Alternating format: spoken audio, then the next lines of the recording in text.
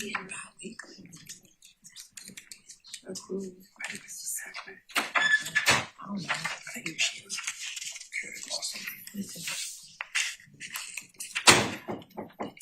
I know what it was. What it was. I ain't going to know that. Let me see if I can look it up somewhere. Okay, let me call this meeting to order. We have quorum now. Pursuant to the provisions of 2.68.030 of the Metropolitan Code of Laws, please take notice. The decisions of the Metro Human Relations Commission may be appealed to the Chancery Court of Davidson County for review under a common law writ of certiorari. Any appeal must be filed within 60 days after entry of a final decision by the Commission. Any person and other entity considering an appeal should consult with an attorney to ensure that time and procedural requirements are met. Welcome, everyone. Happy new school year. I know MNPS is starting tomorrow. My daytime job starts in the classroom in a couple weeks, and we'll go from there. I wanted first to thank the AV crew for making this meeting possible, for making us mobile and recorded for the public. Just a reminder that we don't have microphones in front of us, so the room is hot. And it can pick up all conversation, even background conversation. That's how Metro rolls. I wanted to also welcome a new commissioner, Commissioner Matt Sloan. Alan Sloan. I'm sorry. Look, I'm still learning your name too. So I'm Ben Tran. Alan Sloan, if you could introduce yourself to us. Hi, everybody. My name is Alan Sloan. I have been a resident of Nashville since 2009. My background is actually in law. I was a practicing attorney for many years, and I still technically have my licenses, but I've gone into part-time practice just here and there, and I currently work in construction. I'm also the executive director the executive co-director and chairman of the board for Mix Nashville, which is a 501c3 charity that emphasizes community organization and education in the non-monogamy community. And so it's kind of my deal. I'm absolutely excited to be working with you guys, and I look forward to helping out in any way I can. All right. Yeah. Thank you. Welcome, Commissioner Sloan. It's always good to have. We miss some of our attorney commissioners, and so some of them have kind of rolled off, but we're rolling back on. And I'd be remiss if we did not thank, I'm sorry she's not here, Larea Kwaki, who was a commissioner, and last month was her last meeting with us, and she's rolling off. And so I'd like to thank her for her service throughout the years. It was great to have her on board. Yes. And again, thank you to George Claxton and Katie Kinesis for Katie coming back a second time. And they had such a great time last time, but they're back again. And George, Greg. I'm sorry, Greg. I'm bad with names today. Greg. It's his brother, this George. Sorry, not to confuse you with your brother. They're here again, and they will speak in a few minutes. So let's go through that. We've confirmed quorum at 4:16 officially. So that is checked off. A review and approval of the minutes. Please take a look at the minutes. And if I can get a motion or any edits or suggestions. We accept the minutes as presented, unless there's any corrections that I miss. Okay. We have a motion. We have a second. So let's take a vote. All those in favor of approving the minutes, please raise your hands. So that's Commissioner Coleman. Sure, why not? Okay. Sorry. I think we have with Commissioner Coleman, not to pressure her to voting, but we have, I think that's 9, and we have. That's a quorum. I was 4. Pardon me? I was 4. Oh, you're 4, right. Okay. Commissioner Sloan, are you abstaining? I'm abstaining. Okay, and 1 abstention. Yes. Are you good? Okay. Is that the vote correct? Everyone approved? Okay. All right, excellent. Let's move on to the financial update. As you see on your sheet, This is the July, first month of the year. Regular expenses. We're still working with changing some of our object code accounts that we think will ultimately help in that as we move through the budget in the past, sometimes if you have one invoice, we would pay it maybe from two different object accounts. So we're trying to narrow that down. We've been working with finance.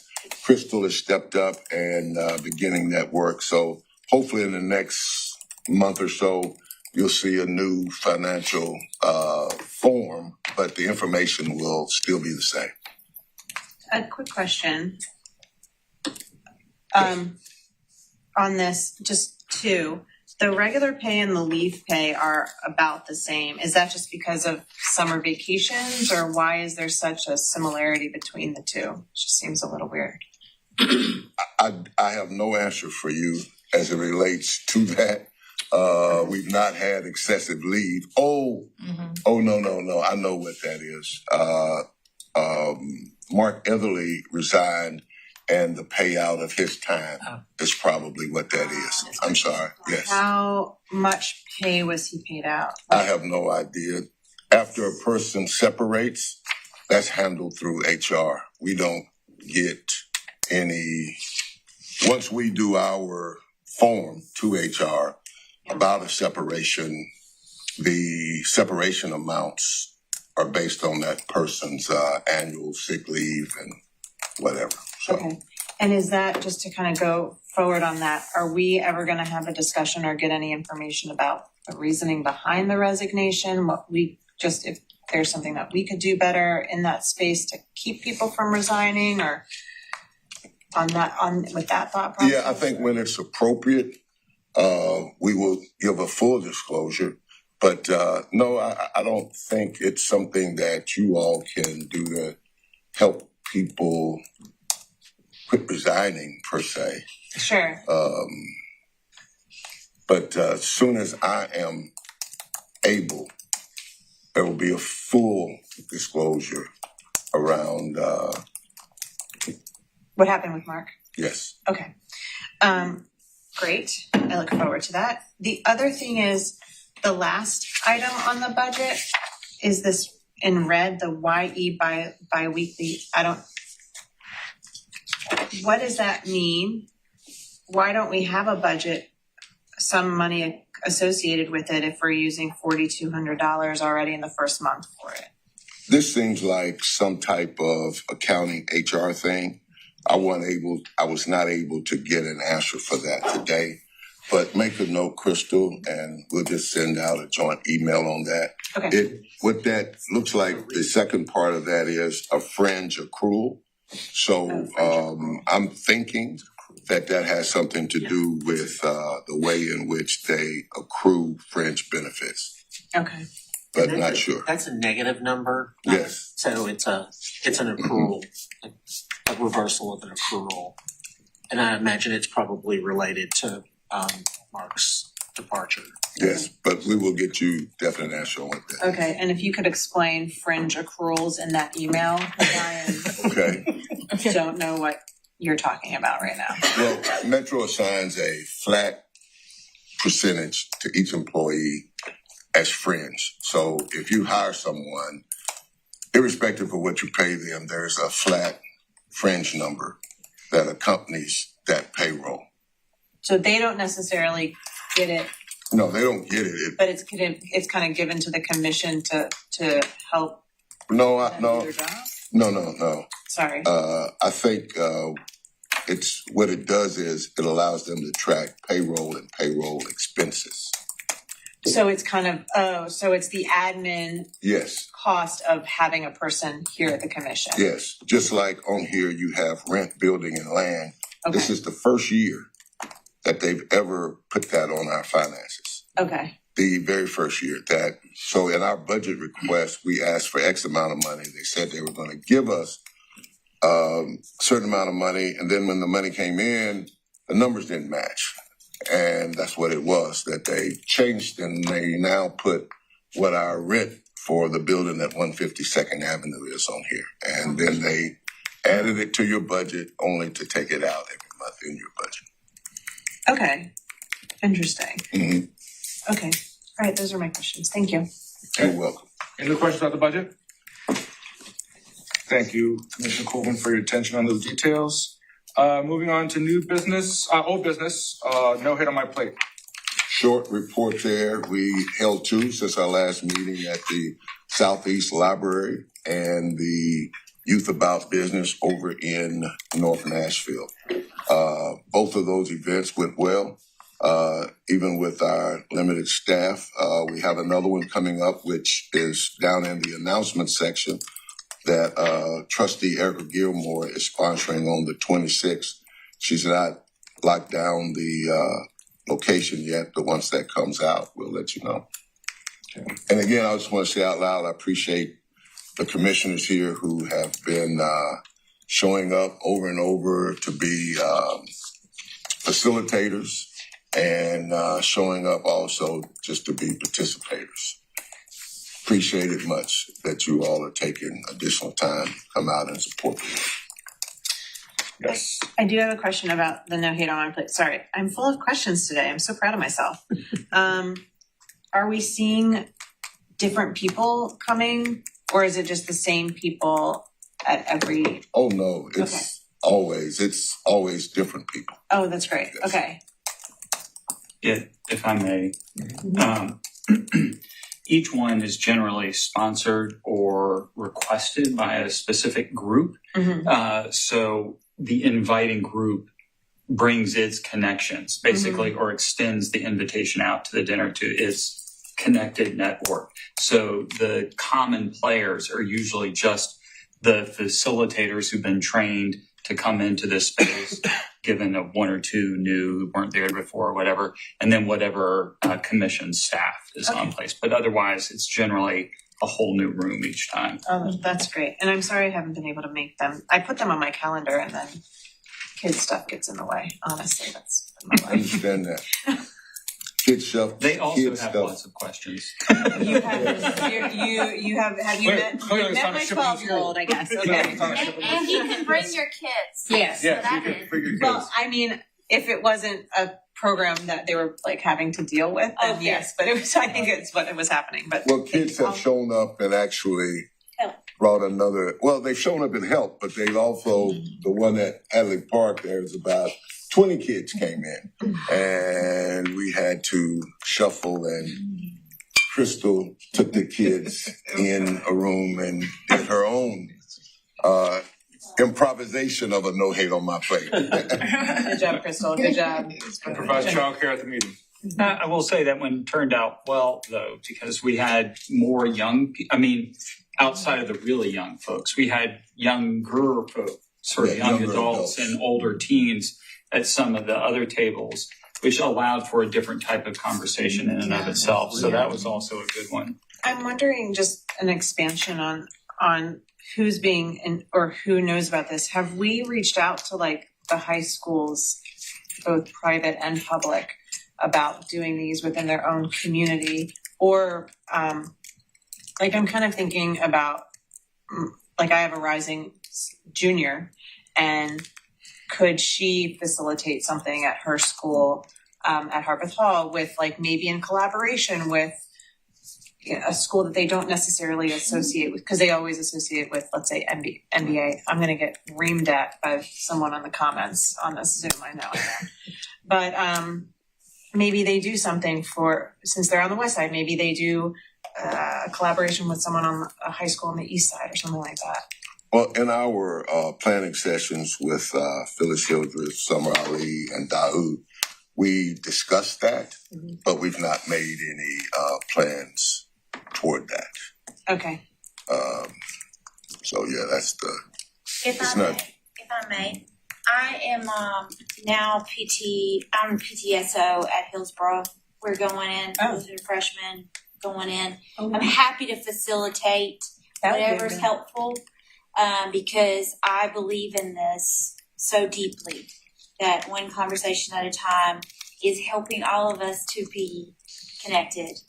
And I'm learning so much sitting at these tables, and I'm happy to facilitate whatever's the right thing for everyone at Hillsborough. Okay, I think it really could be cool because my daughter's at Harpeth Hall, so they're Right. down the street from each Right. other, and that For could be sure. really And we neat. need to do more together. Well, and we would have to begin the task of coordinating, seeking approval through MMPS, approval of curriculum. So that's Yeah. a lot more than I was thinking about. Well, I'm just saying, if it's going to be geared around MMPS schools, if it's going to be geared around schools, we would have to. I was kind of thinking like we could reach out to the student government and say, would you like to put on a program like this in collaboration with the student government? Like maybe the two student governments from Hillsborough and Harpeth Hall get together and do this. Well, if the Would that have to go organization, through it? if the organization who reaches out to us, that's who we tend to deal with. Mhm. And then if there's an organization that we're trying to create a relationship with, then we'd have to reach out and deal with them. So I just would need to really understand whether that could be done, how that would look like, if it's going to be geared around high school students, what that would look like, Okay. so that we do it correctly. Some of the schools, again, probably not the best example, but I do know, like, for example, at Father Ryan, they have a social justice club, and they're always looking for ways to be in conversation, connect, volunteer, interact with communities that they would never necessarily be in contact with or have contact with. So, And Father Ryan would be easy in the fact of it's a private school, so you call Father Yeah. Ryan. exactly. Yeah. Well, and my goddaughter is the president of the social justice club there. All right, Uncle. I really brag. I'm not. Just call you. That's what we'll do. And I'll talk to the guy. So, All right. He's got the end for us. Okay, so I think all commissioners are interested with your nieces or nephews with schools. Please reach out, help us organize that. I think those would be great. And thank you again for all commissioners who have been able to make it. Those who haven't been able to make it, do join us for dinner. It is a great way to get together and break some bread. And always thank you to the staff and Edie Tucker for putting this event that is getting legs and getting a great reputation. Moving on to new business, staffing. As you know, we're down to 3 people. We are completing the interview for a research analyst that will report to Daniel. And I believe even in that interview process, we have identified another individual that once we go through the processes, we may even be able to hire them to come on as the research person that would be reporting to Ashley's position. So there's another group for the information officer that hopefully will be able to jump ahead of the line in that Arts Commission just hired a public information officer and they went through the interview process with a group and we want to pick up the register that they had and move on. So we're trying as quickly as we can to get staffing levels back up. Do we have a time on when the people that you're interviewing right now, when we might know when they might come on, or is it? Well, once we complete our process again, we give it back to HR. And from that point, you have to, before anyone can come on, they have to go through the background process. Sure. And that's contingent. All of that is in HR's hands. So I could have had them last week. It would have helped. So we have one more interview. And hopefully this time next month, we hopefully have. Now, it may not be. Okay, don't hold you to it. Yeah, no, don't hold me to it. We have been struggling in this regard. And some of it is just the process that has to go to that you have to go through to bring someone on. So 2 questions. Remind me again how many open positions we have? We have 5. 5. Okay, that's what I thought. And how long does this process take? I'm just wondering, like, when we identify like a good person, are we, because of the length of the process of getting them hired, are we at risk of losing people that we really want? Well, Is I it don't. that long of a process, or does it No. move fairly quickly? It moves fairly quickly. Metro has generic positions that go along with, say, like this is a research analyst too. And it has its description sponsored by Metro. But we have what we want it to do for us. Mm-hmm. That has to be submitted, and then it's formatted by HR to accompany that when they post it. Then it has to be posted for a set amount of time. I'm not sure. I think it may be 30 days or something. It's posted for 30 days. They have an end date when that job will end in its posting. Then HR goes through all of the applications initially for us, and they rank all of them based on their scale of who from 80, 90, and then they give us the ones who score 90 or above. If we want to look at some down, then we have to request to get that. I think in this position, if I'm not mistaken, it was several dozen people that applied for it. I want to say 70 or 80 people applied. Wow. Yeah. Wow. And then once they give you the register, you're able to schedule your interviews. Once you complete your interviews, then you tell them, hey, I'm done. We want to hire this person. Then they begin their process. That's the part that I'm wondering how long that takes. Like, you've identified somebody. Does it take them just a week? Or Well, no, does the it take them a major month? thing is however long it takes to really get back the background report. And then from the background report, it's their onboarding. At that time, it's just entering in some stuff. And we would onboard as soon as we got notifications. Oh, I understand. Okay. All right. Thank you, D. Tucker. Any other questions on staffing?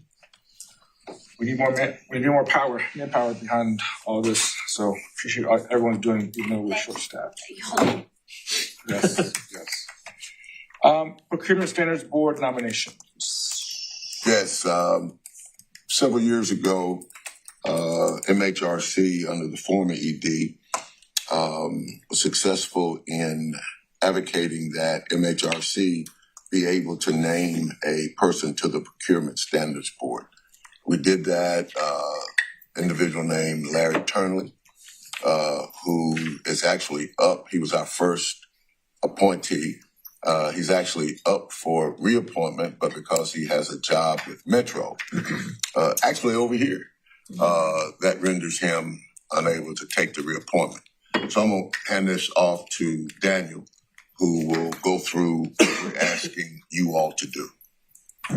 Right. Larry's done Mr. Turnley's done a great job, but unfortunately his term is expiring. So in our role as being able to appoint the next commissioner who will serve for 3 years, we were asking you to kind of use your extended networks and involvement in equity concerns to nominate, or to ask someone else to submit their name on an application. Crystal sent out the link earlier today, but we can send that to you again. We'd like to have a board nomination next month, so September. Next month. And that way, if the nominee is appointed by you, they can start in October when Mr. Turnley's term expires. But yes, we're looking for somebody who has equity concerns, who might have a history with labor, because they will serve on the procurement board, which looks at really all of the hiring, contracting practices of Metro General Government. So it's an important role, and like I said, Mr. Turnley did a great job kind of representing from a group and demographic that doesn't normally get heard from. So we're looking for some of the same. Yeah, and if I can add to that, Mr. Turnley was part of those justice impacted persons that sat on the Procurement Standards Board, which sets up how Metro purchases and all of that. Right. And so our seat, again, to just add a little emphasis to what Daniel said, we really want someone who is not the normal candidate with the normal resume to represent us on this board. We want someone who can bring some real life experience to weigh in on issues as they set up procurement contracts. I remember years ago when they privatized the janitorial service, they hired one major company that was unable to do it all. But there were several, but what they were doing was they were subcontracting with smaller companies who could not qualify. Right.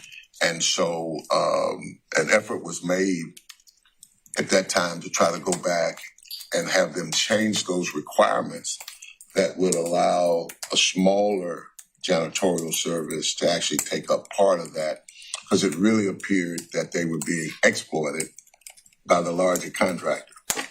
So again, I just say that as we really want someone who's justice, equity oriented to be in that room. Okay. And I want to thank Larry Turnley for serving on the procurement board. I've gotten to know him, so it's been great to do that. So thank you, Larry Turnley, for doing that. And if you have nominations, please forward them to Daniel. Crystal's got a link that she put out that has a Word document that they can kind of answer questions about why do you want to serve and are you committed to equity and what way. Yes. So this is a great way for us to forward a name and a suggestion, and we will go from there. Okay. Metro Plan Department presentation. We have with us today the famous and in some circles infamous Greg Claxton with the Planning Department. Let me make sure I get the acronym right. The author of the Housing Infrastructure, which is the accompanying report with the Unified Housing Strategy. You see how I'm working with these acronyms? And we brought him back to talk a little bit about that report to maybe help us as we consider our contribution to this citywide emphasis of addressing the housing problem. As many of you know, MHRC down through the years has been a vocal advocate as it relates to housing and produced 3 different publications around that issue. So this is just a continuation of that work. And we're glad that Mr. Claxton, who's been running all over Nashville, doing these reports. And I want to say this out loud. I appreciate him early on of reaching out to give me a personal presentation on the housing and infrastructure report previous to it going out. So we're in your hands. Thank you, Director. Good afternoon, Commissioners. Greg Claxton with Nashville Planning. I'm going to provide an overview, a little bit of a reminder of what the Housing and Infrastructure Study is. I'll try to keep that brief. And then I'm going to go into a little bit more of the background of our preliminary research and findings. This is a report that we released in March of this year. And then I'm going to close with some of the current recommendations, including some material that we just released last Thursday and Friday for public review over the next month. I'm happy to take questions, clarifying kind of however y'all operate. I'm happy to sort of respond whenever y'all have questions. As a brief reminder, this is a study that was requested by Council through a resolution about a year ago, asking us and a number of other departments to take a look at whether our zoning code and regulations negatively affect housing supply, affordability, and equity, and what is needed to deliver housing products that address Nashville's current and long-term affordability needs, and then also thinking about what is the infrastructure necessary to support the anticipated level of growth, the anticipated housing that we need over the next 10 years. As Director Tucker said, as y'all recall from the meeting last month, we are doing this in partnership with the Housing Division of the Planning Department, with their release of the Unified Housing Strategy, which is kind of a broad, comprehensive look at all of the different tools that Metro has across all of the many departments to address housing supply, particularly for folks who are most vulnerable to high housing costs. The part that we are doing this is a much narrower segment of that.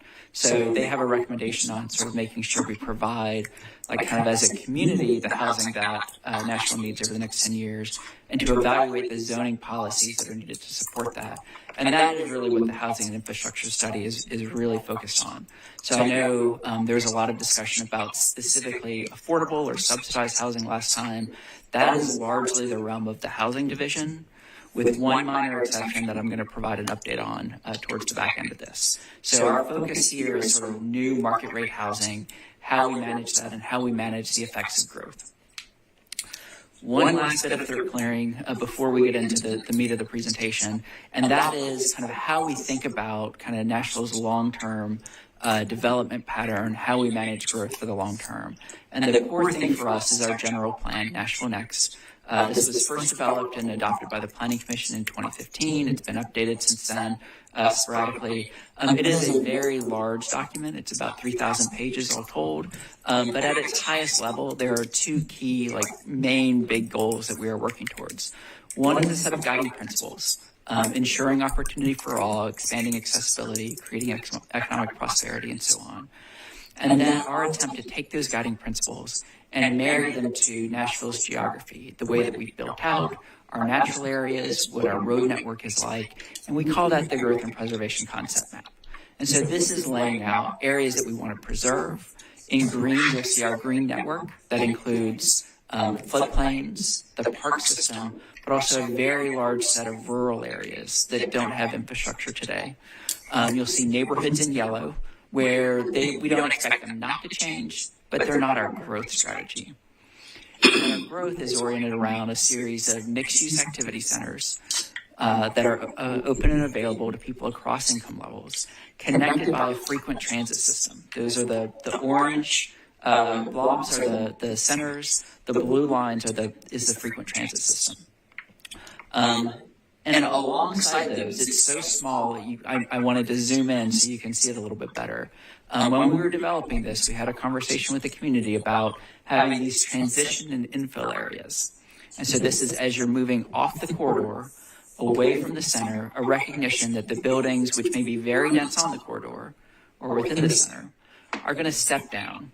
And that stepping down, creating that gradual transition, gives us an opportunity to accommodate diverse housing types in a way that we haven't done in the past, to create those kind of more welcoming, more cohesive, complete communities. That structures a lot of how we think about this project. I'll talk about that a little bit more towards the end.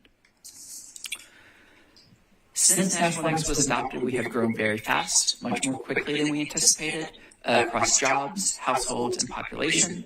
The gray line in each one of these charts is our forecast from Nashville Next, and you can see across all three areas we have exceeded what we expected when we put the plan together. Most particularly for households, where you can see the number of households in Davidson County far, far exceeds what we anticipated at the time. And a household, just kind of definitionally, is what uses up a home. And so as we were getting underway with this project and with the Unified Housing Strategy, one of the things we really wanted to revisit was, if this forecast is low, what is a better forecast for us to use? And so I've taken that forecast, the Nashville Next, and flipped it to look forward over the next 10 years. And so if we're following that forecast, we might think we need about 30,000 additional homes.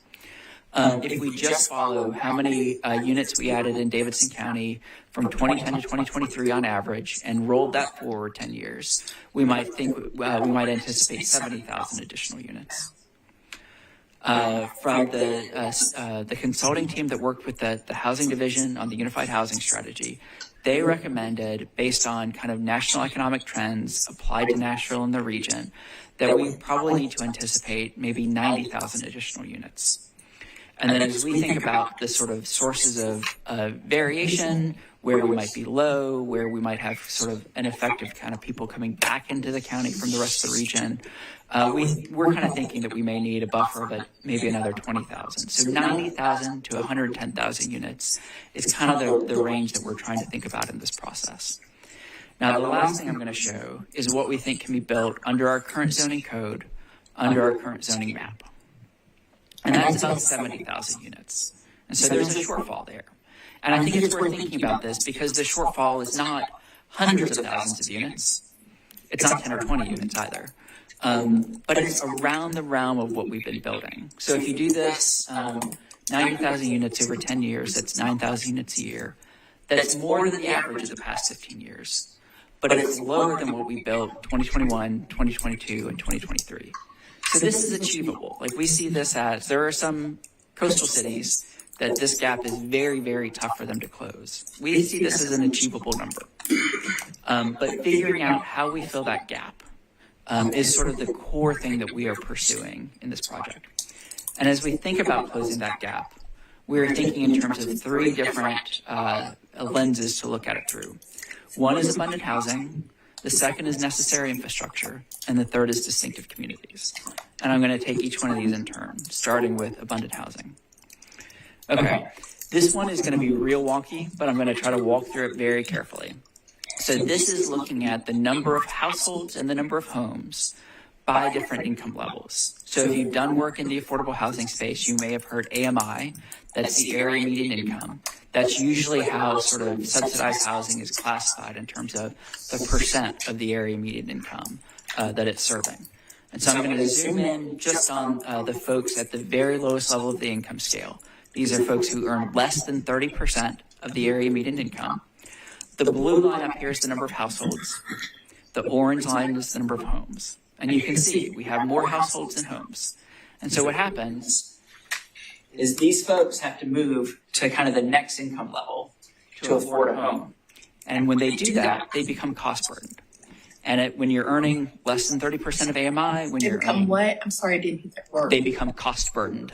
Cost burdened. Yeah. So they're paying more than 30% of their income on housing. Right. And they may have to make tough choices between the rent and food or the rent and childcare and so on. So because of that, all of the programs and resources that the UHS looks at, that the state provides, that the federal government provides, is trying to figure out kind of how do we reduce that gap. But the core thing here is there's not enough homes at that income level.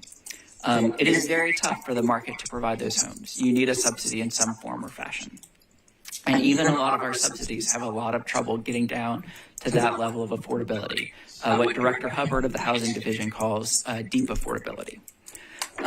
This is not the only gap on the chart, though. We also have a gap on the other end for folks who earn more than the area median income. And so you can see there's not enough homes on this side either. Now, from a policy perspective, these folks, when they look for housing, they go the other way. And they run out something that is cheaper than what, sort of the numbers say they can afford. And from a policy perspective, that's fine. They're paying less than they could afford. Maybe they're saving, maybe they're splurging, whatever. Except that they put pressure on those lower cost units. And that is the core dynamic that has shifted in Nashville over the last 15 years compared to the prior 20 or 30 years. And so you can see it if you look in these middle gaps. 30 to 60% of AMI, a huge decline in the number of homes affordable at that level. Now, those weren't demolitions and rebuilds. That is, some of them were. Some of them were demolitions and rebuilds. But a lot of that is simply the rent going up. And you can see in the next three levels of kind of AMI swaths, kind of the supply of homes going up. That is what we call filtering up. It is something that is common across cities in the U.S. right now. Any city that's growing, any city with high demand is faced with kind of older, more affordable homes getting more expensive over time. And it is a reversal from what homes have traditionally done over the past 100 years, where they have kind of filtered down and gotten a little bit more affordable year by year by year. And so what the UHS recommends that we do, and what we are trying to see if we can do, is figure out how do we manage our zoning code, manage our zoning map in a way that we reverse and begin filtering down again so that things become bit by bit more affordable every year. As we undertake this work, we recognize the planning department, the zoning code is not the only thing that's causing this. There are a lot of contributing factors, a shift in our economy, increased costs of construction, high interest rates the last couple of years, lending standards since the Great Recession, insurance requirements, to name a few. However, the zoning code, the zoning map, is the key thing that Metro has influence over. And so we think it's worth thinking about. We're keeping our eye on the rest of these, but it's kind of why we're focusing on zoning is that is the thing that we have control over as a county. I won't go fully into our diagnosis of the zoning code, just a few highlights. One is just it's very wonky. It allows very unexpectedly large structures in people's neighborhoods, but often little flexibility in the number of units. So there's a lot of uncertainty around what can happen on any one property, pretty much regardless of what zoning they have. We have a very large number of zoning districts, 52 that allow residential uses. 26 of them are applied to fewer than 1% of lots in Nashville, so they're very rarely used. 9 are not applied to any land at all. Can you back up and explain that one more time? Sure. So we have a very large, we have lots and lots of variations in our zoning code. I'm going to refer later on to RS zoning, that's single family. So we have, I forget the number off the top of my head, maybe 9 different kinds of single family zoning. We'll have another 9 different kinds of 1 and 2 family zoning. That's our zones. We just have a lot of zoning districts, and a lot of them are very rarely used. So some of them, 9 of them in this case, they're in the code. They're available to be applied to the zoning map, but they have not been applied to any land at all. And a zone really only has effect on the property that it's applied to. Mm-hmm. Just a quick question about that. Are those 9 spread out among the zoning types, or are they focused in a particular type of zoning type so that we're seeing 9 unused residential and, that some residential, some commercial, some industrial, whatever, or are they all pretty much all pocketed in one type of? No, I think it's spread about because there's a couple of variations that come in, a set of things we call alternative standards, a set of things that prohibit short-term rentals, and I think it's the combination of those that just pop up in different areas. Thank you. Mm-hmm. In addition to sort of the base zoning districts, that's kind of the main toolkit, we have lots and lots of things that go on top of or instead of those. So overlays, such as historic overlays, detached accessory dwelling unit overlays, urban design overlays, a lot of things that kind of get layered on top that reflects a core dissatisfaction with what you can do under current zoning districts. And that's from both people who are hoping to do more and people who are hoping to do less. We also, if you've heard of specific plan zoning or SP, that reliance on that is another indication that something in the base zoning districts isn't working. That's not to say that these other tools don't have good uses. We think they're critically important, but it has become something that kind of as a community we've gone to again and again and again that suggests that our core zoning code needs some work. There's also a set of kind of complex and confusing uses and how they're defined for when you can do a detached accessory dwelling unit or duplex. There's different definitions for single family or multifamily depending on whether you're looking at the zoning district, the building code, or sort of the final use. It's kind of a tangle of stuff.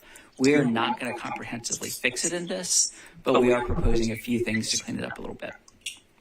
I've talked about the zoning map already, the capacity we think we've got, the potential for 70,000 additional units under the current map.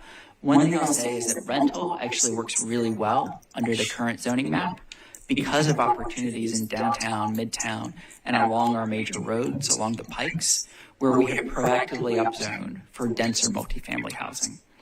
Ownership opportunities are much more limited, in part because ownership doesn't scale with density as well as rental opportunities do, for a lot of reasons kind of beyond the scope of what's in the zoning code. The last thing I want to highlight is the equity analysis that we've done and some of the historical research that we've done as we think about informing recommendations from here going forward. And so just as a starting point, we recognize that by race and ethnicity, communities in Nashville see pretty sharp disparities around household incomes, ownership rates, the homes that these communities are able to currently own or are able to afford. And so that's just kind of the context in which we are operating right now. And so to think about kind of the current zoning code as well as a little bit of how we got here, we did some historical research going back to the 1930s. This is Nashville's first zoning code. It was adopted just for the city, so it's the city only. It's not Davidson County, so because it's pre-metropolitan government. The districts that it has are much simpler than, but similar to the kinds of districts that we have today. So you'll see a commercial A and B for more and less intense, an industrial A and B, and a residence A through residence E. Residence A is in yellow. Residence D, which is sort of the most common, more intense one, is in maroon. On the right, we're showing census data from the 1930s using census tracts that were put together by sociologists Charles Johnson of Fisk University and Walter Reckless of Vanderbilt. I highlight this because Nashville is unusual in having census tracts at this time. It was very rare for cities to have these. And the sociologists at Fisk and Vanderbilt worked with the Census Bureau because they wanted to use census tracts to provide better information on existing neighborhoods in Nashville as they were lived, particularly African-American neighborhoods. So the analysis that I'm going to walk through, we are, I think, relatively unique in even being able to do this. Similar to most cities in the U.S., we see an alignment of lower density zoning and homes with wealthy white neighborhoods and higher density with lower income and black neighborhoods. This is often called exclusionary zoning and operates to maintain segregation, especially at the time racial segregation, through a non-racial mechanism, which is the cost of housing. Now, we know that planners at the time were aware of the overlap and kind of the relationship between their zoning code, their zoning map, and the communities in Nashville. This is a reporting in the Nashville Tennessean from 1933 in the run-up to adopting the code, talking about city planning engineers' explanation of the residential districts, saying under the present arrangements, Class A allows 2 families per house, Class B allows 6 families in a building, Class C allows multiple family dwellings, and District D, and I quote the Tennessean, includes housing in which Negroes live. Now we can check this because of the work of Charles Johnson and Walter Reckless. We can check this in the census data. And so what this is showing is in green, majority white tracts, what percentage of these tracts were made up by these different zoning districts. And so, and then the same thing in blue for majority white tract, or I'm sorry, for majority black tracts. So majority green, or the green bars, majority white, in Residence A are overwhelmingly in majority white tracts. Whereas Residence D, Industrial A, and Industrial B are overwhelmingly in majority black tracts. We see this approach across a range of other areas, such as recommendations for restrictive covenants, lending and mortgage assessments. If you've seen the homeowner loan corporation maps, sometimes called the redlining maps, all of these were different activities that were kind of all similarly aligned around creating and maintaining the segregation patterns that we saw in the 1930s. I don't know if we're holding questions, but just a quick one. Why would we have people living in industrial A and industrial B? Is that, I mean, right? No. Go ahead, answer your question. I just don't, wouldn't that be zoned for industry? What's going on there? So, yeah, and that's a great question. It's because the census tracts are kind of covering the entire city at the time. Mm-hmm. And so even areas that didn't have any residents were captured within the census tract. So that's saying that a majority black census tract had industrial zoning within it. And so it's not saying that the population was necessarily there, although with very fine-grained kind of urbanism at the time, there was probably a lot of overlap. But it is saying that within the same census tract, some portion of those areas were zoned for industrial. I still don't understand. Can a tract be both residential D and industrial yes. A? And now, okay. Yeah. So one track will have a lot of different, and you'll see there's a little bit of overlap in some of the categories. Okay. That's reflecting that one track can have lots of different zoning within it. Okay. So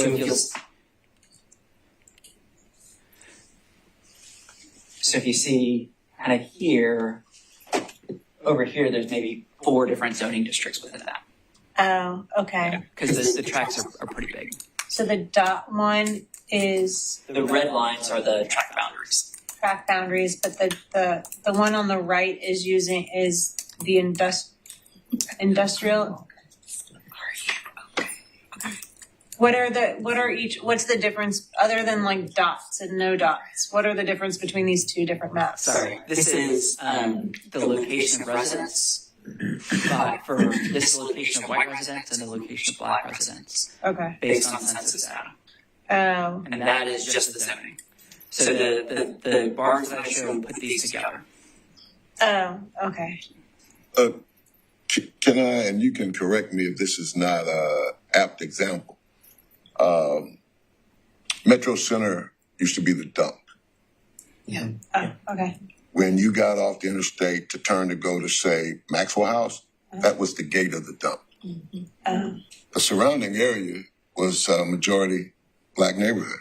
Yeah. When the dump closed, it moved across the river to its current location.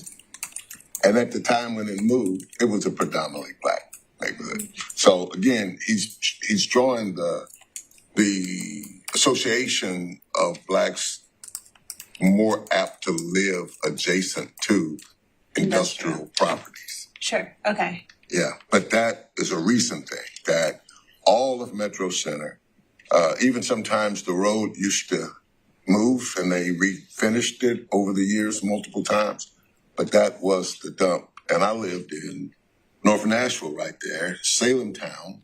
All those areas at that time were all primarily black neighborhoods. Okay. And so now I'm going to roll this forward to 2020 and 2024, showing a simplified version, but a similar thing within what is the percentage of zoning districts by census tracts by majority racial status. And this gets much, much more complicated than the story we're used to seeing and used to thinking about in terms of exclusionary zoning. So I'm going to stick with just the top set of bars to simplify. This is single-family zoning districts, what we call RS, so RS 20, RS 40, RS 5, if you're used to sort of planning jargon. And what it shows is the percentage by majority white, non-majority, majority Hispanic, and majority black census tracts, the percentage of land that's used up by single-family zoning. And so compared to the county as a whole, majority white census tracts have less single-family zoning. Non-majority, majority Hispanic, and majority black tracts, which is neighborhoods, have more single-family zoning than the county as a whole. Now that's on a percentage basis. There are more majority white tracts than majority Hispanic and majority black. So more single-family zoning is in white neighborhoods. But on a percentage basis, non-majority, majority Hispanic, and majority black tracts have a higher percentage of their land in single-family zoning. Does that mean that does that mean in reality that in white tracts, the land associated with a single-family home is probably larger than the land associated with? That may be part of it. Okay. Part of it is also that there are a lot of majority white tracts that are in that rural area, and so they don't have single family or 1 and 2 family zoning. They have agricultural zoning. So there's a few different pieces. And then a lot of it is just kind of when was land zoned? And so originally we didn't have single family. Like the zoning map I showed you from 1933 didn't have a single family district. It only had a 2-family district. The single-family district, I don't think, was added until the 1980s. And so if you've had a neighborhood that's been kind of around before the 1980s, sometimes they downzone, sometimes they've just stuck around. And so that's part of what's going on as well. Interesting. Okay. Many cities have reconsidered their single-family districts, in part to meet housing demand, and in part because of their history of exclusionary zoning. One of the things that we have tried to convey as we've gone through this process, we caution against broad brush changes to any of the zoning districts because they may have unintentional effects on communities of color. So that's something that's, I think, often surprising for folks. It was surprising to us. Like this was very surprising to me. Like I had to go back and check it a few times because it's not how we're used to thinking about sort of lower density zoning districts. And so it's just something that we say as a caution. It's not to say like you can't touch anything. It's just to say we recommend being careful and deliberate. I'm going to shift gears to talk at less length about necessary infrastructure, mostly to highlight some of the difficulties that we face here. We have an infrastructure assessment that's underway that's informing a third report later this fall. One thing that I want to provide a little bit of context to is thinking about the county as a whole, thinking about kind of how we've built out over time. That has big effects on how we can add housing. And so one way that I illustrate this is with curb and gutter, which is a very humble kind of infrastructure, but actually has lots of implications for how easy it is to do infill housing and even things like sidewalks. So this map shows in the pink lines where we have curb and gutter infrastructure. It is almost exactly the same as the map of sidewalks. Like they go together so often that it is almost one for one. Not quite, but pretty close. In gray, the historic urban core of the city, almost the city of Nashville, has urban blocks and a pretty complete stormwater system with curbs, gutters, and underground sewers. Around the 1940s, 1950s, as we suburbanized, we essentially stopped building that. And so you can see this inner ring of suburbs where the curb and gutter just isn't present. We also didn't build sanitary sewers. We've gone back and retrofitted a lot of that. But we basically took a break from that for a while. That poses a lot of challenges for infill development. It makes it much, much tougher to sort of do it a little bit at a time. In the late 90s, we started realizing, hey, we kind of need this stuff, and so we started requiring it again. And so you see later suburban developments have complete curb and gutter again. And then, like I said earlier, we have this broad rural swath in the north and west of the county that just doesn't have curb and gutter, it doesn't have sanitary sewer, and it's very tough to serve. We have two primary tools for addressing infrastructure deficiencies right now. One is public funding at the system level. So this is the water and sewer master plan, public safety improvements, transportation improvements, parks, schools, that kind of thing. Choose How You Move is an enormous contribution to this and sort of structuring that we think reinforces Nashville Next and will help make sense of other investments. But then we also, through the building process, through the building permit process and the rezoning process, private development contributes smaller scale investments. So these may be smaller water and sewer upgrades, streetscape improvements, intersection improvements, and the like. However, there's a pretty big gap between kind of what we can get with a building permit that's kind of managing the effects of that individual building and what we kind of are budgeting at the level of through the capital spending plan every year to make these system-wide investments. There's a pretty big gap there. And so some of the challenges that we have is that we have limited options to align development and infrastructure, resulting in a piecemeal approach to system goals. So people often sort of highlight sidewalks to nowhere, like one little strip that's built one property at a time. That's an example of that. Most cities are able to resolve that, like the gap there, through impact fees. We are prohibited by the state of Tennessee from charging impact fees. Any fee that we charge has to be tied to the cost of providing that service. We have some tools for comprehensive reinvestment, such as MDHA, the Industrial Development Board, a new tool called an infrastructure development district. These are split across different bodies with different authorities and different missions. So it's just tough to put together a comprehensive strategy. And then all of this means that we are very reliant on the rezoning process, where council has more flexibility to say, we need these different infrastructure improvements than just a building permit alone. And so it's kind of a thorny mass that we are working to unravel. We are not going to 100% solve it in this process, but we hope to sort of lay out and produce some structure so that kind of there's ongoing work that could be done around this. Where I will end is how we think about distinctive communities from a built environment perspective. One of the things we want to highlight to sort of talk through how we kind of bring all of this together is what we have been building over the past 15 years. So you'll see single-family homes have had sustained a pretty high level of investment. Attached single-family or townhomes kind of grew throughout the 2010s. And then just an enormous amount of larger apartment buildings with more than 50 units. Just the building boom post-2020 has just been enormous. But you'll see we have kind of two things that are almost flat. And these are kind of smaller scale apartment buildings, which is a shame because single-family homes, the construction type is pretty modest to build, but it uses up a lot of land per unit. Taller apartment buildings are very efficient by land, but the construction type is very expensive to build. You're thinking steel, you're thinking concrete. In downtown and midtown, you may have a structured parking. That is all really, really expensive. These middle housing types, plex houses, 20 units in a building, 30 units in a building, kind of combine those together. More affordable construction types, more efficient use of land. So the kinds of housing that we're looking at here would be townhomes, house courts, plex houses or manor houses, and then some larger but small scale multifamily, what we call courtyard flats or multiplexes, that kind of thing. I'm going to walk through kind of our current recommendation here and how we think that ties to distinctive communities.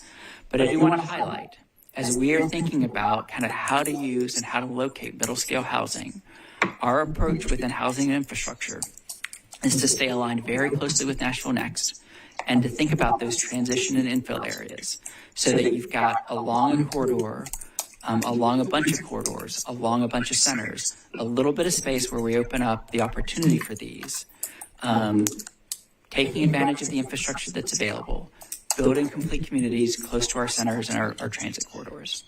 And just to be clear, those types of housing, the middle scale housing, you're not differentiating between the cost of the housing. So whether it's market rate or affordable or workforce. That's right. With one exception that I'm going to get to in a moment, everything I'm talking about is the rules that builders have to abide by when they want to do something with their property. Okay. So this is we are, in addition to impact fees, we are also prohibited from doing rent control in the state of Tennessee. And so everything here is just looking at market rate housing. There's roles for subsidy, that's kind of the housing division side of things. But in terms of the planning and the zoning process, it is just structuring the private market. We've got a range of recommendations, but we've released a lot of detail on Thursday and Friday about what the starting point here is adding 2 new districts to the zoning code.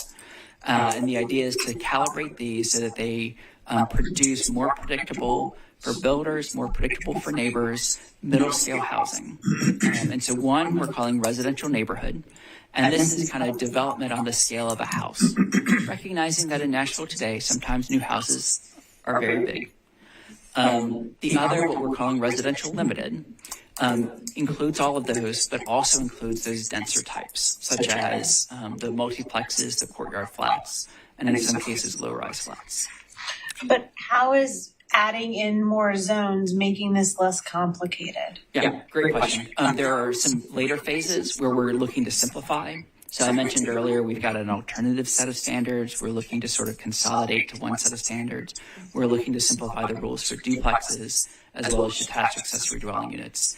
This one, we think to get things scaled and create the predictability for middle housing, we think we need just completely new zoning districts. So it is a little bit going back. But our goal is to sort of get these established in the code and then do community engagement around where to proactively provide them in line with Nashville Next, in line with infrastructure, so that they can kind of start taking effect. Are they going to take the place of other zoning? Not in the code. So they're not replacing districts in the code. But if they were to be remapped, if property is remapped to these, then these would control compared to whatever was there before. Why can't we just get rid of what we're not gonna be using to make it simpler? So, I mean, so most of the other zoning districts, so for the ones that we're replacing, we will be getting rid of those. Okay. So the conventional district, not the alternative, we will be taking those out of the code. Okay. Yeah. Each one of these districts, the residential neighborhood and the residential limited, has different standards, different rules, depending on whether you're in a suburban context, an urban context, or for that residential limited, kind of a center context. Think, areas where it's already going to be a little bit larger. And so the goal is just to be able to use these. You still have an expectation that it's, you could have a house court, you could have townhomes, you could have a manor house with 6 or 8 units in it. But the standards are going to be a little different, a little bit taller in an urban context, a little closer to the road in an urban context, that kind of thing. It's like a 50-page set of standards on our website. I'm not going to go through that in detail, but I do want to highlight the kind of things that we're trying to address to create not just like as many units as we can, but to create welcoming housing that fits into neighborhoods. And so some of the things that we're looking at is what are the rules that are needed to create human-scaled buildings through massing. And massing is just the bulk of the building. Right now, our base zoning districts kind of provide a few basic rules, but you can kind of fill in the envelope that they create kind of however you want. And if you max it out, that's okay.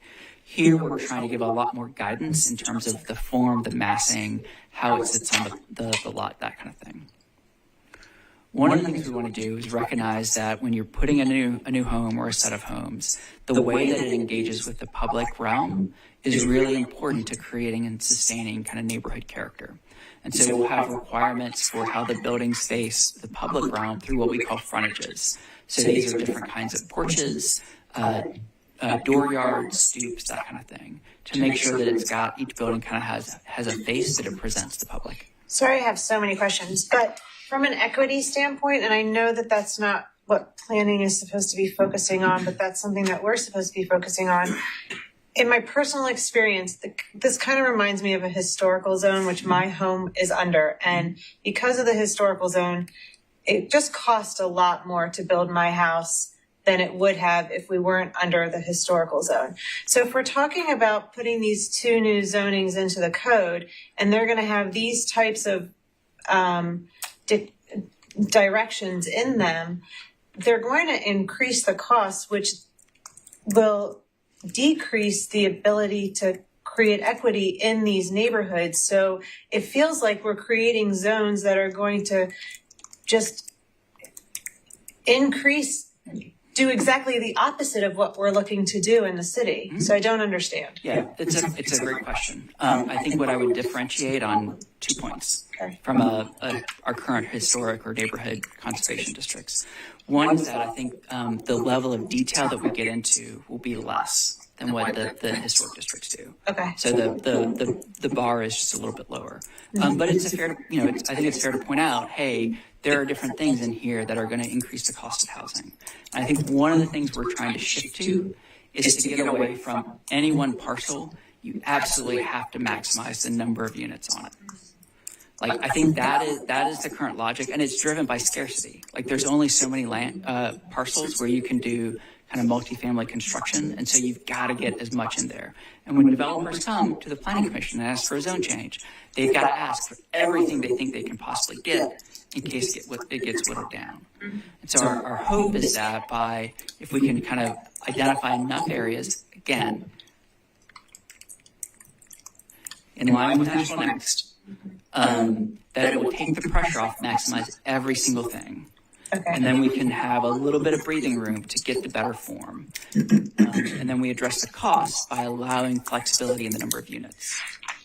And that is the key part that differentiates from most of our historic and neighborhood conservation, where those rules layer on top of R and RS zoning. And so it's kind of getting all of those to work together to take the pressure off, produce a better outcome in places that can support it. And our goal there is to sort of use all of those together to unlock the potential.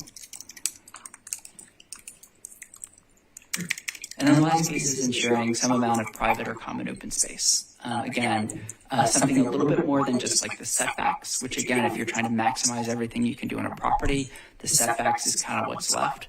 But we want to say, if you've got a courtyard, it's got to have minimum dimensions. You've got to have, if the homes are clustered around it, they should all face the courtyard. If you don't have a courtyard, you should have a little bit of private open space in the back. We want to try to get all of those pieces working together.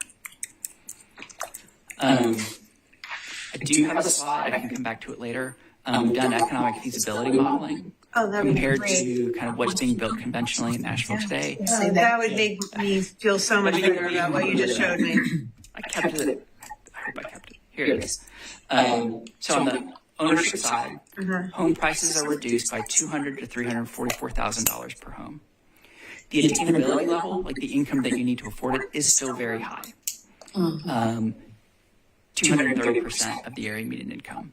But that is down 100 percentage points from what the conventional stuff that's being built in. That's a beautiful view. I was like, I want to live. I would have lived there too. I feel like I was Is that the there. everywhere in Is that Estes Park? Because I was just there. Construction. I think I've been there. Where's that? Beautiful. It's Oregon. We've all been Whatever places that ICS gives me. It's single family, right? Okay. That was definitely going to be a single family home. That's what I was trying to show you. So the attainability levels are still very high, 230% of AMI, but that is down 100 percentage points from what we are conventionally building today. And so what I would say is bringing that price point down and doing more of these units is what is we think will help reverse that filtering process I talked about earlier. Again, the story is better on the rental side because rental works better with density. Monthly rents are reduced by $300 to $600 per home. That brings the attainability level down to the area median income, which is a huge improvement. So, okay. Quick question, maybe. So these reductions, is this in new builds or would this affect current? This is comparing new construction only. Okay.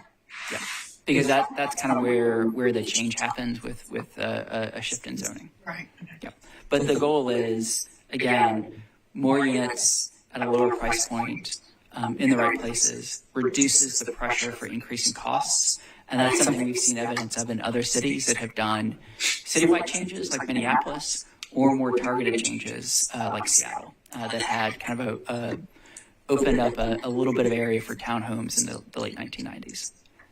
Just a quick statement. Those two places you spoke of have vested interests in trying to create more equitable housing. And I was just speaking this out loud because I think that is something that you're probably working with every day, right? Of this kind of not being vested in the work that we've been doing and understanding or having or wanting to understand how this could be beneficial to the greater community. So I'm wondering, how can we're taking this information in, right? So what is it that you're hopeful that we can do to support and come alongside the work that you're doing with the work that we do so that we're in alignment? One, I think, is a conversation that the county as a whole has been having for about a year now. It's going to be increasingly a topic of conversation over the next several months to next year, and then probably going on for a while beyond that.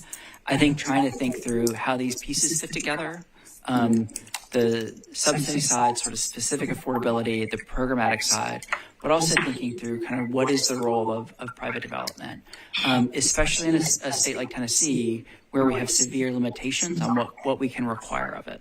And so I think there is a positive story to tell, but unfortunately it is a story that always comes back to what is the balance of supply and demand. And what we've seen over the past 10 years in Nashville is unmet demand that is having knock-on consequences further down the income level.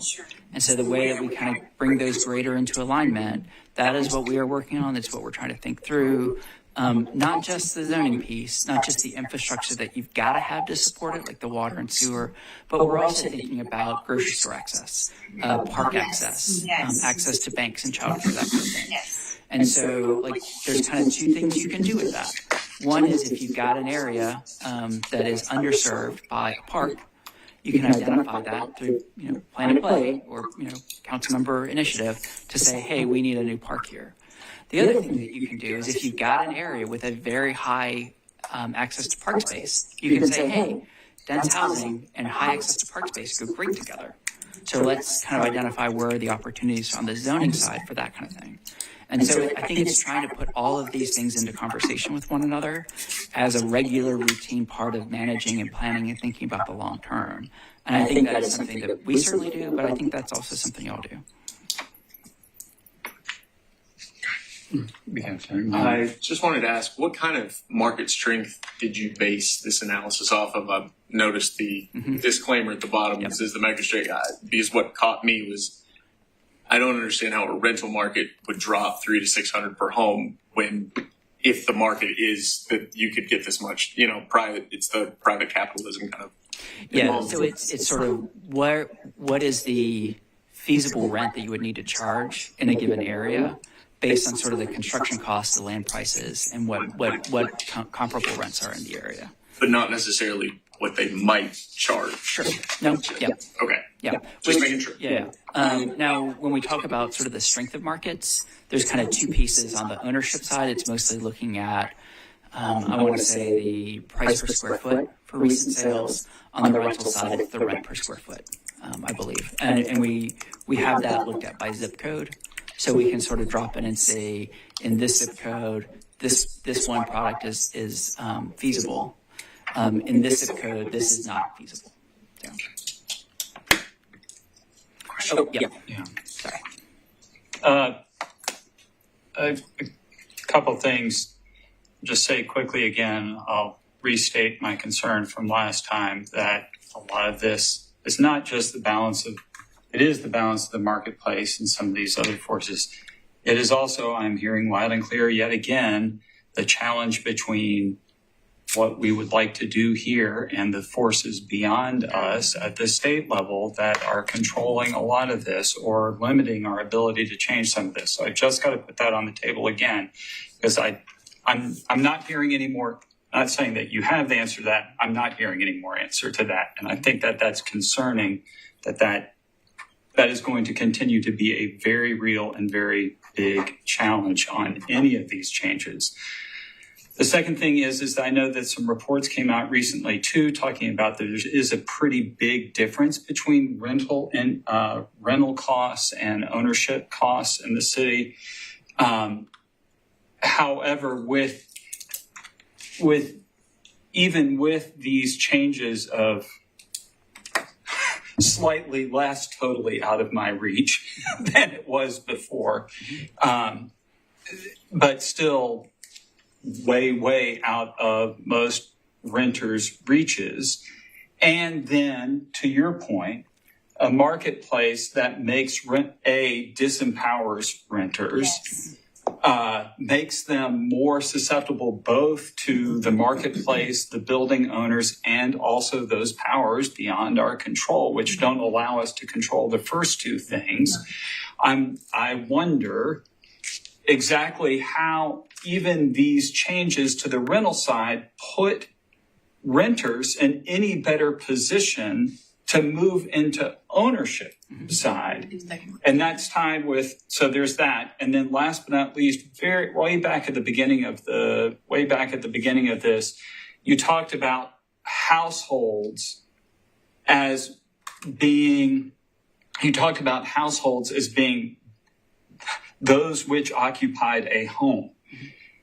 And feels like there's a key part of the density question that's not getting answered there that I'm guessing that you probably do on this one, which is when people are buying single family homes, what is the average family size or number of folk size in those single family homes? And has that changed at all over time? Are we losing or gaining density even in those single family home areas? Great question. So I'm going to start with that last one, and then I might ask for a reminder on the middle question. Yeah.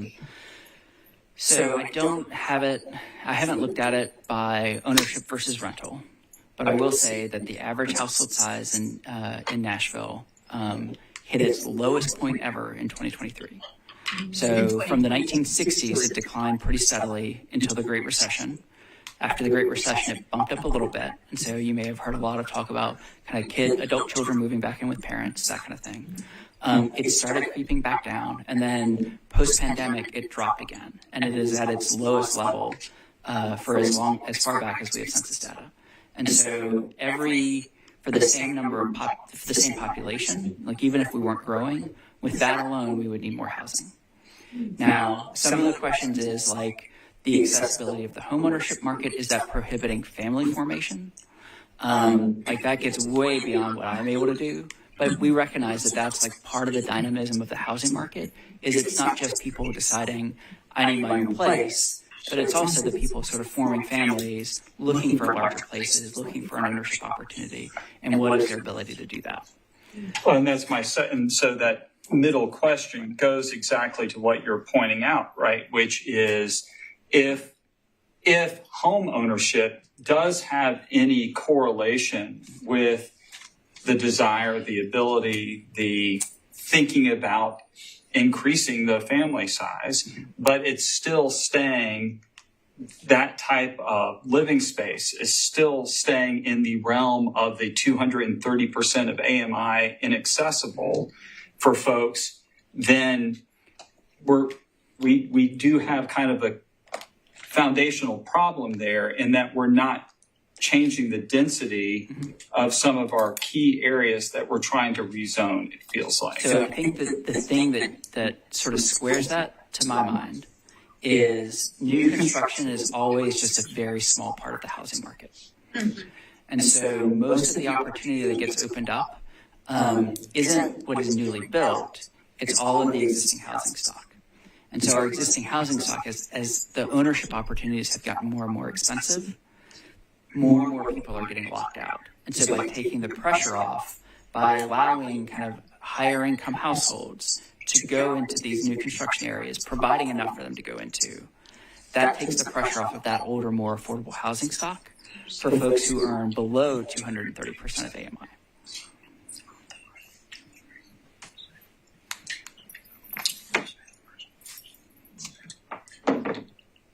I feel like, and that all of this is sort of focusing on the most desirable housing option for everybody is home ownership. Mm-hmm. And I can't remember where I read it, but I know it's been in the past 6 months. It may have been in the Times or something where there is a segment of the population that has absolutely no interest in owning a house or in owning any real estate. Yep. If they want rental and they prefer rental. Is that? And our zoning code is working very well for them right now. I mean, like, to be clear, like opportunity, I mean, it's going to be stratified a little bit by income. But we are able to really build a lot of multifamily housing downtown, midtown, and along the pikes. And so that is working relatively well. I think what this shows to me is that it can work better by providing more lower cost options and take the pressure off even those more kind of naturally occurring affordable housing that still exists. But I think that is a smaller nudge than making homeownership more available again. We're looking to do both. I think we're more or less legally prohibited from only doing one or the other because of the Fair Housing Act. But we're trying to be mindful of kind of where it is the toughest in Nashville right now in terms of where kind of the availability of new construction is that it's on the ownership side. So, but it's not to say like we don't think there's any work that needs to be done for rental or because we don't think rentals are important. I think it's critical for what I think our goal is to make it so people who love Nashville, want to be in Nashville, can find a place that works for them. It's just the reason I say that is I can't remember the name of the new building that's just opened on Hillsborough Pike in Green Hills. The other tower. The second tower in Green Hills. They have 3-bedroom, 3.5 bath units for rent in that building for $13,500 a month. And I wonder, like, who is paying that? And, so obviously there's a market for that. Those are the people who don't, those people obviously can surely buy a house, but they've chosen that instead. Some of those may be rental homes, or second homes, Some of them could be just, like you said, that's just what they prefer. I think the question lurking behind all of this, like whenever you see something and you're like, wow, did we need a $13,000 a month home, is what are they going to do if they don't have that? Right. And so I think it's always that alternative of what happens if that home isn't there. I think the Virtus, a couple doors down, is similar. Like someone who is willing to pay top dollar to live that close to Trader Joe's or Whole Foods, what are they going to be able to do? Some of them probably go to Williamson County. Some of them might go to Wedgwood, Houston. Some of them might go to North Nashville. Like it depends on what they're looking for. But it has an effect. Like not building, they don't go away. They've got the resources. Like what are they going to do instead? Right. I actually do something. So I'm kind of fascinated on the community part. You mentioned a little bit earlier about like the community input part. And so I'm very curious to know, in you guys' community sessions that you've been having, what is the number one thing that continues to come up from people who are not, living in $13,000 places? And how are we taking into account those concerns and how are they being reflected on this? Because I think it's great with all the numbers, but like the direct concerns, like the direct action, where is that and how is that? So I don't know that there's one thing that we're hearing. I think right now the community has a lot of internal divisions. There are a lot of folks who are very concerned about disrupting their neighborhood character. They're worried about stormwater overflow. They're worried about their ability to sort of get around town through traffic.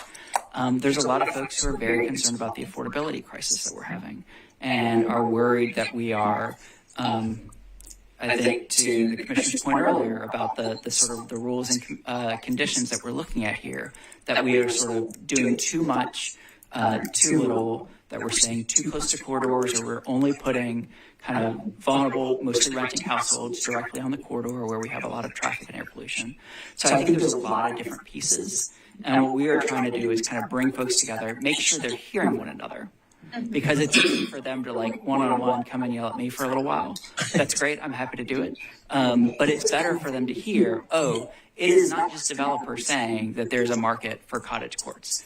There are a lot of people who want to live in that shared space, or they're willing to make that trade to sort of stay in the county, or they're folks who have no intention of renting. Like having the community members hear that amongst themselves and hearing that internal division and being able to process that, I think is incredibly valuable. But I think we're broadly hearing you're doing too much, you're going too fast, but also you're not doing enough, you're going too slow. And so we're trying to kind of bring everybody together and get to a set of recommendations that will move the needle, but also kind of keep everyone feel like the city is responsive to the real concerns they have. I do have one more too. No, sorry if anybody else has their hand up.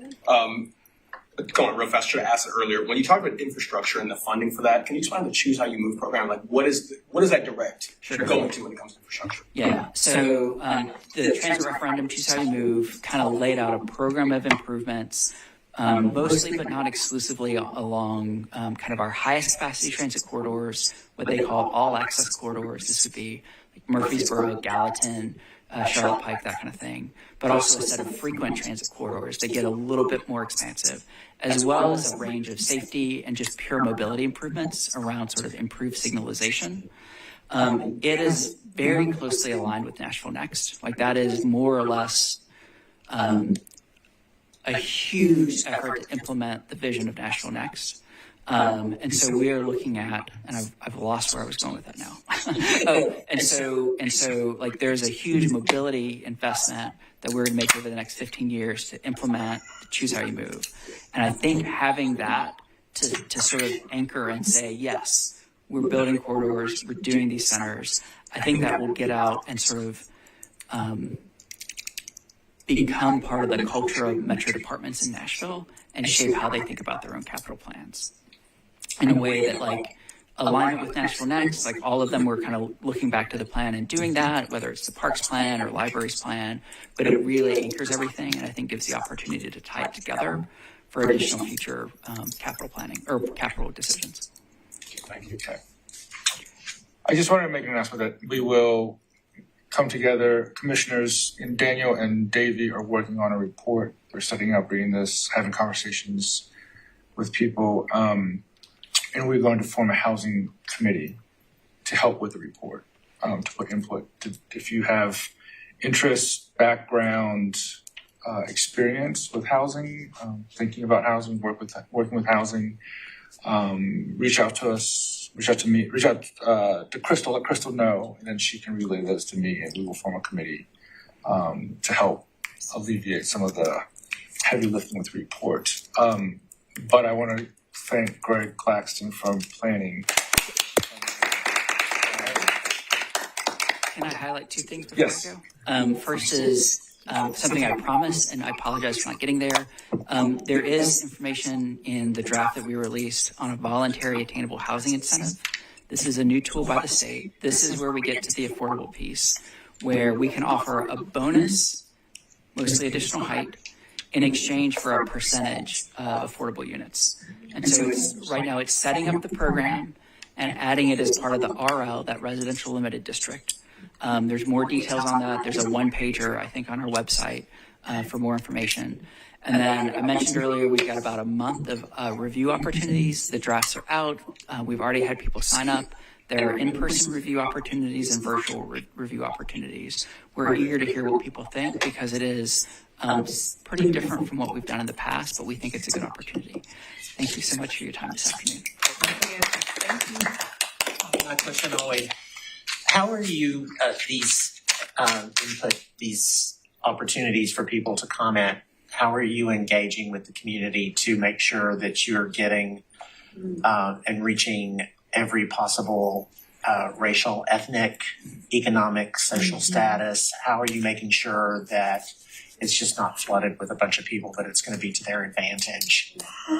So I think we've engaged with a number of individual organizations who were asking to help spread the word, representing a variety of backgrounds and interests. They are all on our email list. We are getting that word out. Council members are also aware, and so they often put it into their newsletters. And then I think pretty soon we're expecting some news coverage. And then my understanding is we're an active topic of discussion in online forums. But you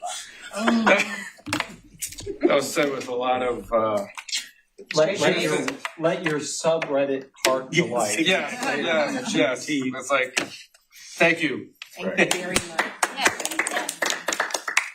So again, this is an ongoing project and response, and we appreciate the planning department's willingness to collaborate with us, and we continue with that. Thank you for the engagement.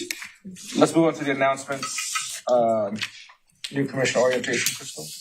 Oh, hi. The new commissioner orientation at this moment is scheduled for 8/14, 2025 from 2 to 4:30 p.m. And that'll be at Shelby Bottoms Nature Center. Did you say 2 to 4:30? Yes, ma'am. Yes, ma'am. And the next no hate on my plate, we don't, as Tucker said earlier, we don't have the location yet, but it will be on 826 with the trustee's office. Well, they'll be the host. So once I get more information out about that, I will send it to you, and you'll also see it on social media. Okay. I have a question before we adjourn. Yes. We had gotten an email about someone saying that the Arts Commission is not doing what they were supposed to be doing. Do we have to do anything with that? I can address that. Crystal also send that complaint and everything. We've been in conversation with Metro Legal, reviewing our agreement with the complaint. There are the timelines for complaining. None of those were adhered to. So at this point, Metro Legal has provided the response to them. Okay. And there's nothing required of us at this point. Okay. Gotcha. Okay. I will put that in my trash file. Any other announcements? Chair, I just want to thank Greg again for making himself available and his time, and he calls you back. And we're going to be leaning on him as we try to go forward. And I'm hopeful that, as I shared with folk, I thought I knew about housing, and I was really just adjacent to housing and the things that impact, just as he's talking about codes and land use, the conversation around financing is equally as in-depth, and all these things have to come together. So I appreciate him coming and proving to me I don't know as much as I thought I did about housing, but I hope it's been informative to you. And again, we sent you both documents, and I know the unified housing one is like 200 pages or so, but we're sending you this so that as your own appetite fits you, as we try to look at it from the standpoint of equity, and also maybe even be able to see some possible things that could possibly be done to address this. I know for me, the home ownership piece is important in that most Americans' worth is tied to owning a home. And those are the things that typically are generational that get passed on. So each of us may have some other tack of how we come into that, but that appreciate you and your shop and that report also. Okay.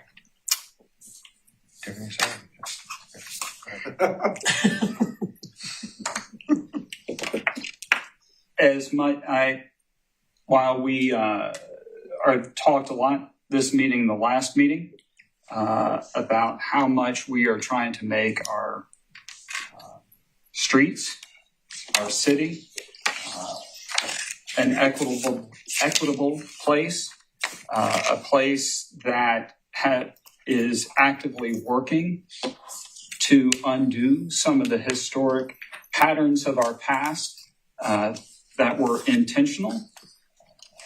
The ways that industrial zoning overlaps with certain ethnic groups and race communities.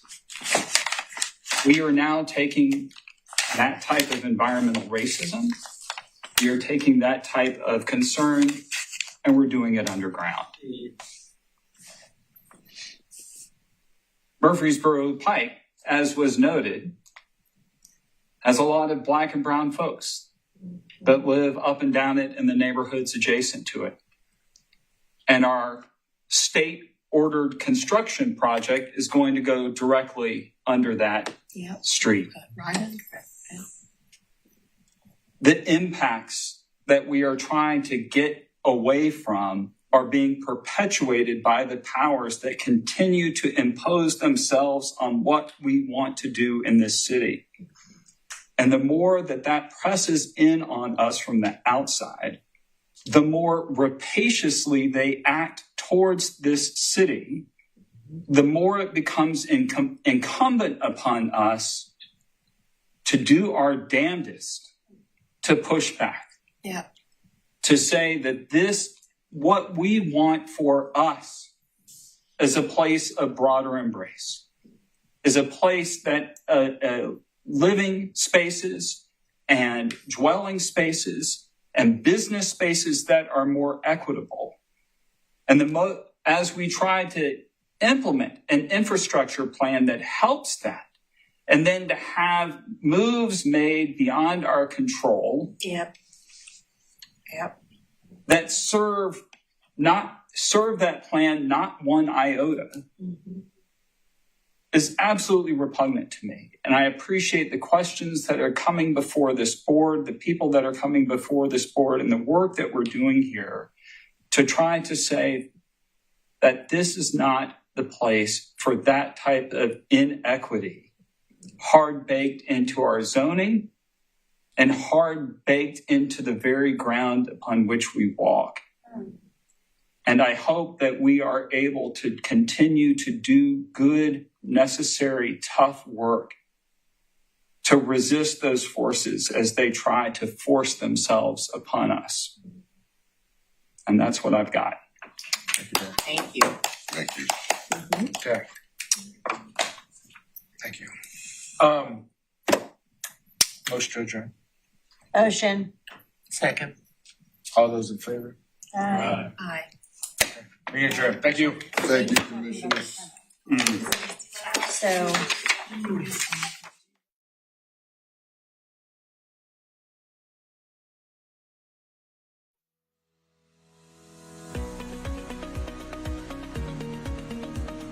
This has been a service of the Metro Nashville Network. If you would like to see this presentation again, or for more information on this and other programs,